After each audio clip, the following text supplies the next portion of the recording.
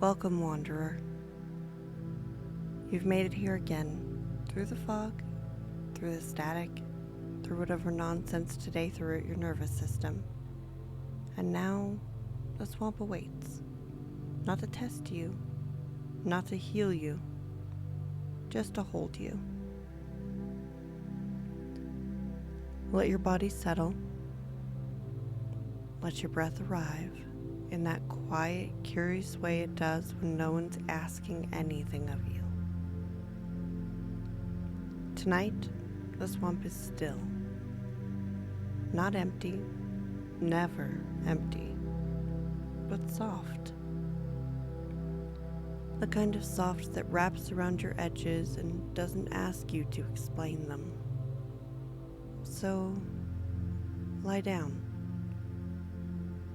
Let your spine melt into the earth. Let your shoulders stop pretending to be useful.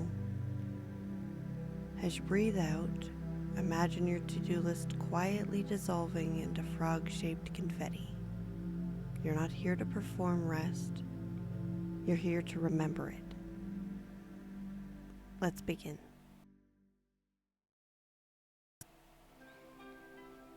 The moss beneath your feet is cool and damp, not unpleasant, but soothing, like walking barefoot across the pages of an old bedtime story whispered by someone who remembers your name. Each step sinks slightly, as if the swamp is making room for you, adjusting itself to your presence with quiet reverence. You take one step, then another. The ground sighs beneath you, and the air thickens, not with weight, but with invitation. As the darkness deepens, tiny specks of light begin to flicker in the distance. They rise one by one until the sky and earth seem to trade stars. Fireflies, but not ordinary ones. These flicker with intention. They don't just glow, they wink, like they've heard your most embarrassing journal entries and still think you're magic.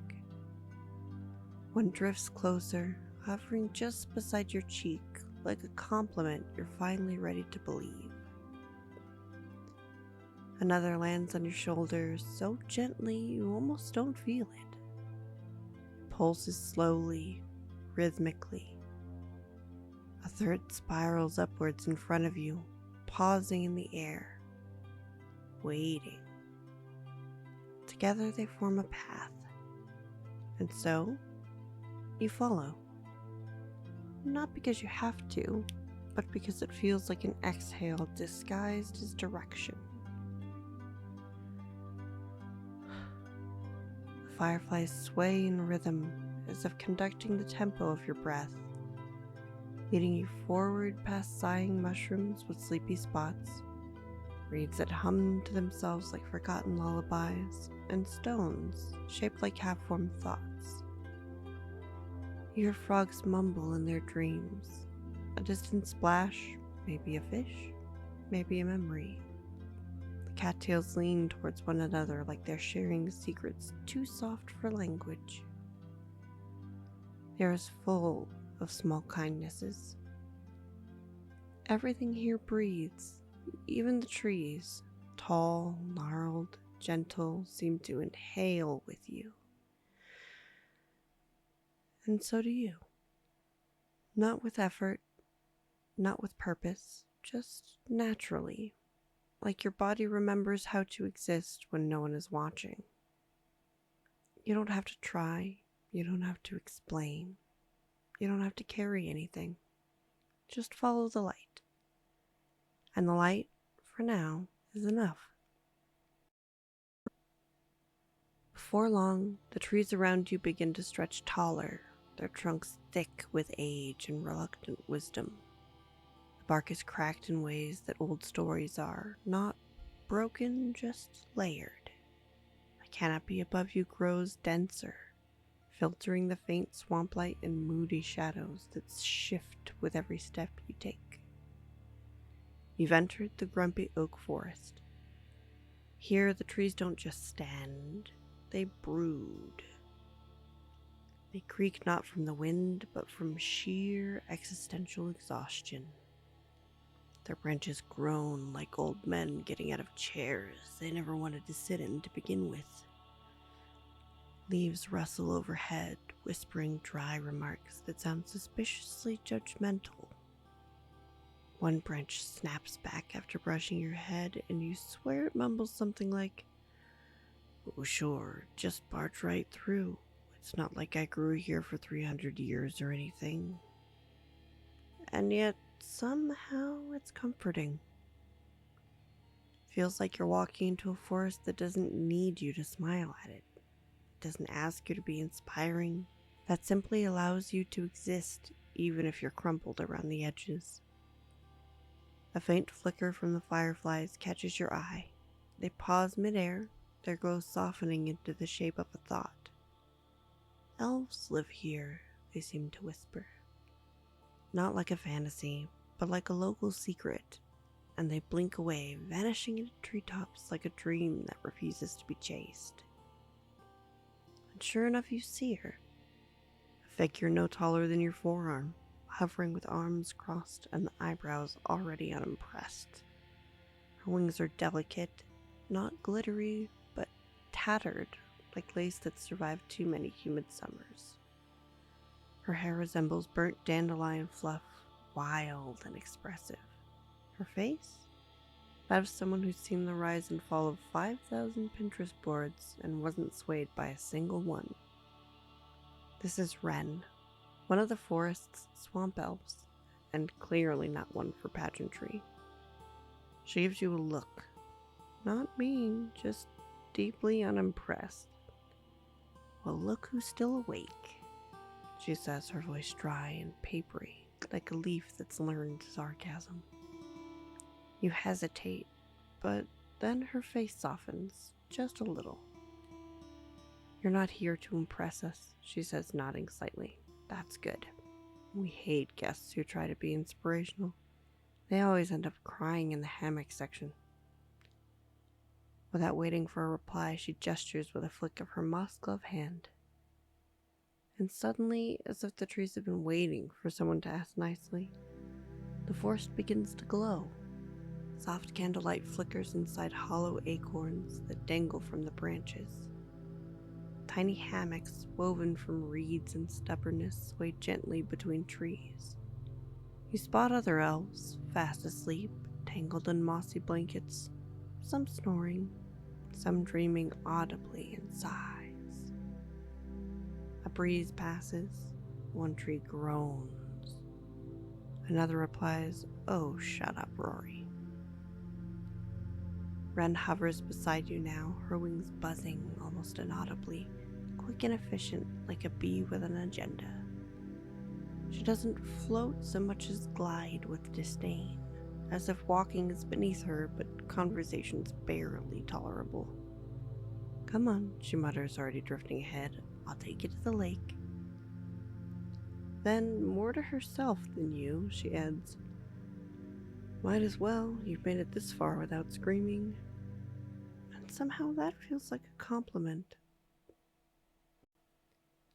As you step out from beneath the last of the whispering trees, the world opens up around you in a way that makes even your tired lungs feel a little more curious. The forest exhales behind you, leaving only the sound of your footsteps squishing in soft moss, and the faint hum of something vast and waiting. Before you lies a lake so wide, so impossibly still that it doesn't reflect the stars, it drinks them. The surface glows faintly from beneath, as if the water remembers every firefly that ever drowned, and now cradles their light gently, without judgment. You peer out, squinting to see the other side, but there isn't one, or if there is, it's a concept you no longer believe in. "This is where the Chaos Kraken lives," Wren murmurs beside you, casually brushing glitter from her wings with all the energy of a tax accountant explaining a dragon. "Don't worry, the tentacles are suicidal, but the Kraken itself is doing surprisingly well." She waves a hand, and from the center of the lake, the water begins to ripple. Not dramatically, but more like an ancient creature shifting under heavy blankets. First one ring, then another, then a sigh, not from the lungs, but from the lake itself.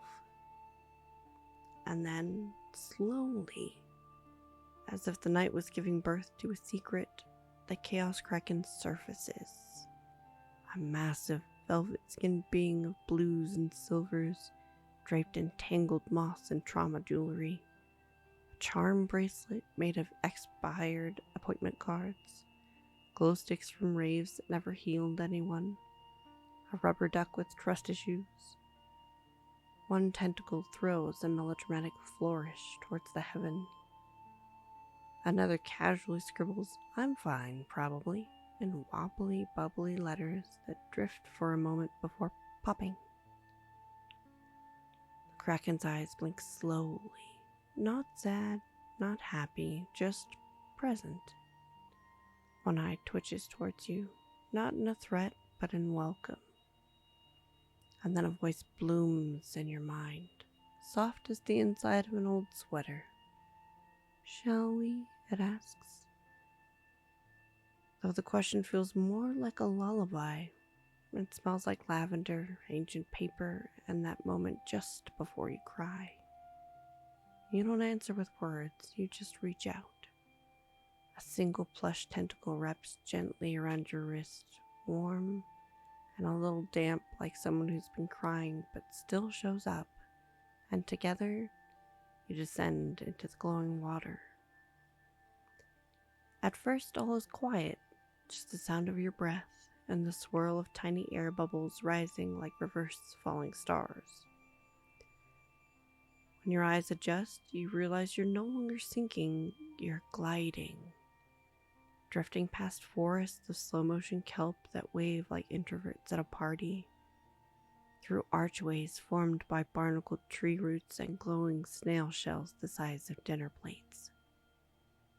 Below you, a sleepy parade unfolds. You spot a family of semi-transparent frogs wearing monocles and slowly playing chess on a mushroom board made of spite. A pack of marshmallow squids glides past, their ink trailing like bedtime poems. In the distance, a group of melancholic otters floats on their backs, a passive-aggressive glittery rock between them in what seems to be both a sacred ritual and a form of passive-aggressive conflict resolution. There's a shrimp therapist scribbling into a tiny notebook with one claw, nodding solemnly as a hermit crab in a cracked espresso cup pours out his soul. A pair of electric eels hums lullabies in a minor key. Even the fish look a little philosophical, especially the ones with monocles and mismatched fins. Bioluminescent moss coats the floor like a living carpet, pulsing in time with your heartbeat.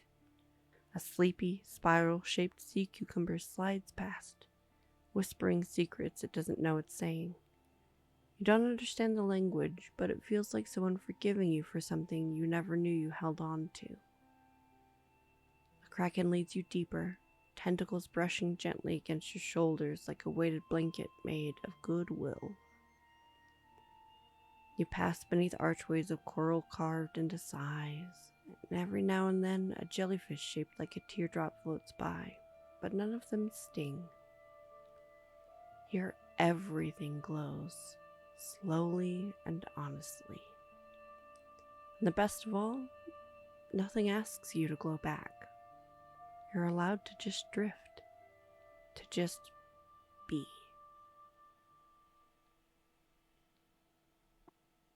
You expect cold, that sharp, waking chill of deep water, but instead the lake welcomes you like something that remembers how you sleep. It's warm, not just in temperature, but in feeling, like being wrapped in the memory of the last time you felt safe without having to explain why. It's the kind of warmth that doesn't ask you questions, the kind that lets you exhale for the first time in what feels like years. You don't fall, You don't swim, you simply sink. Slowly and softly, as though the laws of gravity and grief don't agree. You sink, slowly and softly, as though the laws of gravity and grief agreed to take the night off. The water around you thickens, but not in a way that suffocates. It's not water, not really. It's closer to liquid memory, or maybe melted dreams. Warm currents made of long-forgotten thoughts, comfort that got misplaced, and sighs too tired to ever become sentences. Tiny glowing ribbons of bioluminescent seaweed curl around you like strands of thought that never made it into a journal. Its tendril flickers with half-formed poems and daydreams that drifted away mid-sentence. A jellyfish shaped like an apology floats past, humming low and steady, not to you, but with you, a lullaby that echoes the rhythm of your own heartbeat. A stingray glides beside you, silent and shimmering, like the ghost of a feeling you once had but never named. Its wings ripple like sighs made visible. Further below, a school of glassfish scatters in slow motion, their tiny translucent bodies catching flecks of light like fragments of forgotten moments, birthday candles never blown out, names almost remembered, a laugh you heard once and still miss. And then you see them, the ruins. Not ruins made of stone, but of self.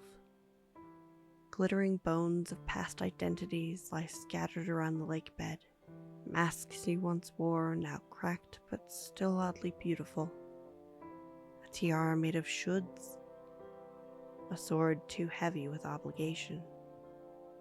A diary half buried in the sand, written in underwater ink that only appears when you stop trying to read it. You glimpse phrases like, "You did your best," "It wasn't your fault," and "Even here you matter." The Chaos Kraken slows beside you and gestures towards a glowing cave nestled into the soft curve of the lake's belly. Its walls pulse gently, perfectly in sync with your breath, as if the cave itself is listening. Inside, everything is quieter than quiet. Inside, everything is quieter than quiet. Not silent, but hushed in the way a room sounds when someone is brushing your hair just because they can. The Kraken offers you a place to rest, a bed of swaying kelp, moss-threaded affirmations, and soft silt shaped like kindness. You don't have to lie down. You simply are down. The lake receives you the way your arms do when they don't need you to explain your weight. It doesn't matter how your body curls or stretches or drifts. Here, there's no wrong shape. You fit just because you exist. The world slows. Even your thoughts begin to unwrinkle. Above you, far above, the fireflies from the forest have gathered again. They flicker gently at the surface, forming a wavering ceiling of stars, a constellational lullaby that means nothing and everything at the same time. Kraken curls nearby, a soft mass of glowing blues, purples, and silvers, its tentacles wrapped in loose knots of sleep. It hums, not with its mouth, but with presence. A wordless ancient tone that vibrates somewhere deep in your chest. It's not a song, it's a truth. But finally, you close your eyes. You're not floating anymore. You're not even sinking. You're being held. Held by the water, held by the dark, held by a world that for once isn't asking you to do anything other than breathe and be. There's no goal here, no healing agenda, no need to wake up stronger, only the gentle certainty that for now you don't have to try. You are already enough. Even underwater, even in the dark, even now. If you're still here, hovering somewhere between thoughts and sleep, between who you were this morning and who you're becoming in the quiet, know this. You didn't need to figure out anything tonight. You didn't need to untangle the knots or solve the puzzle. You didn't need to grow, heal, or glow. You just needed to show up. And you did. That was already enough. The swamp noticed. The reeds leaned closer. The moss took your secrets without asking questions. The kraken hummed a lullaby for the parts of you too tired to speak. Let the water hold what you're not ready to. Let the kelp remember your name when you forget it. Let the fireflies stitch a blanket from the softest parts of night and wrap it around your breath. Let your muscles sleep before you do. Let your eyelids float. Let the pressure of the day dissolve like fog over a still lake. You don't have to finish anything here. No chapter must be closed. No answers must be found. You just have to rest. Even if your heart is still buzzing, even if your thoughts are pacing quietly in the corner, even if your body doesn't yet know how to let go, the lake does. It will hold you exactly as you are, because you're not broken, you're not behind, you're not too much or too little or too late. You are, even now, a tiny lantern beneath the lilies, a quiet miracle in a world that rushes past miracles all the time, a CareCat-shaped constellation floating beneath the surface of a dream. And the swamp? It's still here. It always will be. Rest now. We'll see you when the tide rises again. If you're still awake, if the story helps soften the sharp edges of your day, if you feel seen, cradled, or at least mildly less unhinged, you're one of us. Subscribe to let the swamp know you're listening. Leave a moss heart-shaped emoji if you make it to the end. Share this with someone who needs a flashlight in the fog. And if you're already deep in dreamland, perfect. You've earned that. The kraken will keep watch. The elves will try not to care, though they definitely do. And we'll be here, waiting for your next wander into the wild. Sleep soft, swamp heart. You made it home.